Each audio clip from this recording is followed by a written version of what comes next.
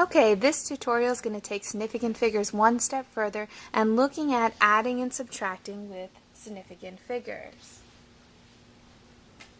Now, when you're adding and subtracting, they have the same rules. You're going to look by the lowest number of decimal places. So I'm going to write it right on the side. The lowest number of decimal places. Now what I like to do is take a look. We have two decimal places, 1 and 2. The lowest one would be 1, so I like to draw my box right here because we're going to look behind it to round up to our answer. So when we do 12.52 plus 349 plus 824, we'll see that we'll get 369.76.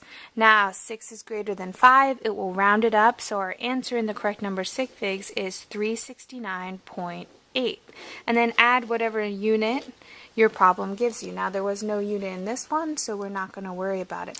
Now we're subtracting. We take a look, we have 1, 2, 3 on our decimal, and we have 1, 2, so 2 is going to be our lowest spot, and now we're going to subtract 74.626 minus 28.34, and what we get is 46.286. We look at the 6, does it round 8 up? Yes, so our correct answer in sig figs will be 46.29, and then add the appropriate unit. Now it does not matter what we have here. It's all about the lowest decimal place when we're adding and subtracting.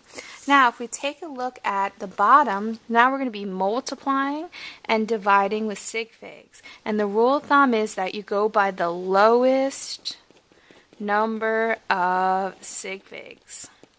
So if we take a look at 7.55, we're going to say that that has 3 sig figs because they're all non-zero. Now 0.34, this 0 does not count, but 3 and 4 do.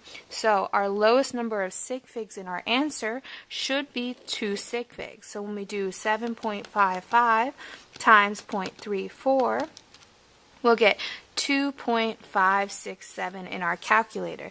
Now we're going to have to know to round it to 2 sig figs. So we go 1, 2.